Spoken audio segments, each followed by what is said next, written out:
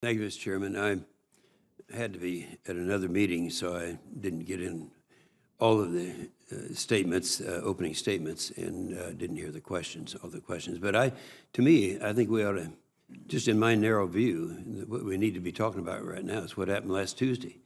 I mean, this is, I think most people here know who James Woolsey is, and you may not know, he's from my city of Tulsa, Oklahoma, and we've been good friends for a long time. He said way back in 1993, this is the quote that he made. He said, "We have slain a large dragon, the Soviet Union, but we live now in a jungle with a bewildering variety of poisonous snakes."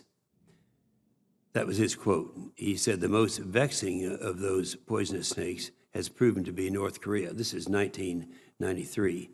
And despite China and Russia representing the greatest threats to the military supremacy, many experts have agreed with me that North Korea is the most imminent threat. I understand that Dr. Mencken perhaps didn't agree with this when the statement came out, but David Wright said, and this was pretty well publicized on the afternoon, Tuesday afternoon, he said, he's an analyst in the Union of Concerned Scientists. He wrote that Tuesday's test indicates that quoting, such a missile would have more than enough range to reach Washington, D.C., and in fact, any part of the continental United States. Then, of course, you heard the statements by General Mattis.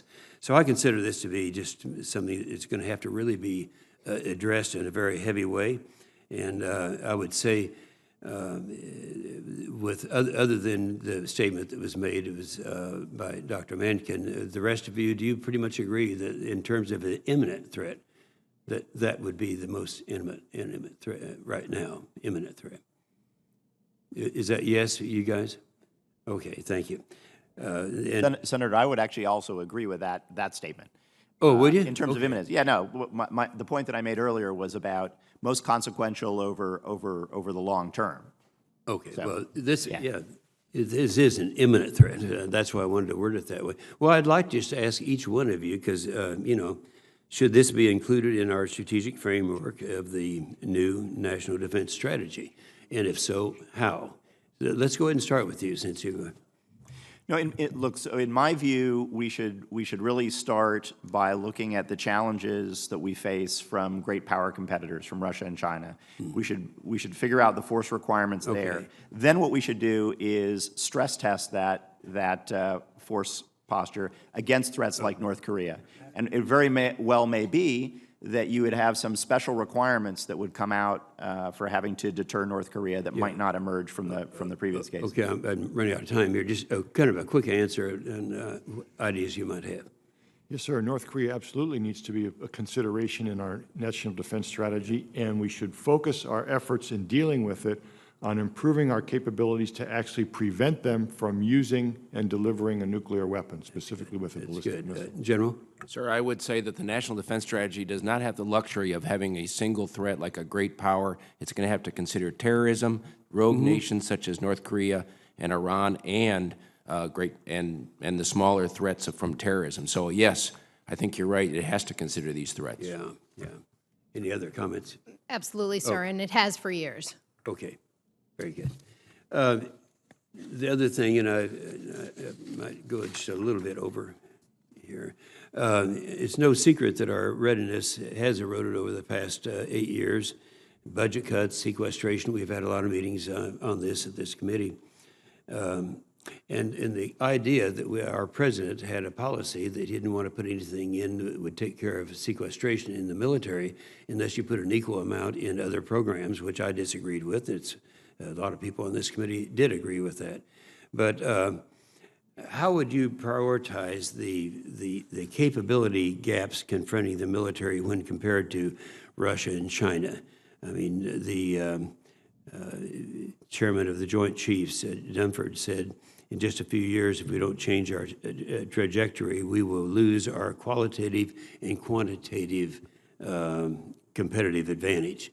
That's a very disturbing statement. Any comments in this remaining time that you make concerning prioritizing that capability gap when we're looking at the somewhat starvation period we went through at the same time, the very ambitious program of both Russia and China. Senator, Let's start with Ms. England.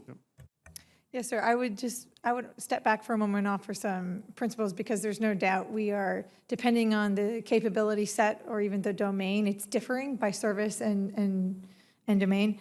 But I would just get back to Senator Warren's comments that mass and attrition are back as force planning principles. And I think we need to consider that when we're looking at our capability gaps against China and Russia in particular. And that we're on the wrong side of the cost exchange ratio. This is something Dr. Mencken has written about with the NDS in 2008. It's something we've all thought about up here on the committee. But those were two fundamental principles I would return to the defense strategy to address your question. Okay. Any other comments on that? To the extent possible, we should double down on areas of strength, like undersea. That's particularly valuable vis-a-vis China and Russia. Our ability to conduct long-range strike, our short-range air defenses, balancing our Air Force more broadly, being cognizant that we're not going to have all the F-35s one might want, and instead being able to mature fourth-generation aircraft, missile defense also being critical. But in particular, we do need to recognize that the conflicts of the future are going to be uglier than what we faced in the last 15 or so years. And while we have thought about Iraq and Afghanistan as big conflicts in some way, they're really not when we begin to envision what a potential war with Russia or China might look like. I can't think of anything uglier than an ICBM wiping out Tulsa, Oklahoma. My time's expired, but I want to compliment you, General, on a statement that you made. It's one sentence. I'll read it. This is the situation we find ourselves in today, with the smallest military we have had in 75 years, equipped with rapidly aging weapons and employed at a very high operational pace, endeavoring to satisfy our global defense objectives. Good statement. Thank you, Mr. Chairman.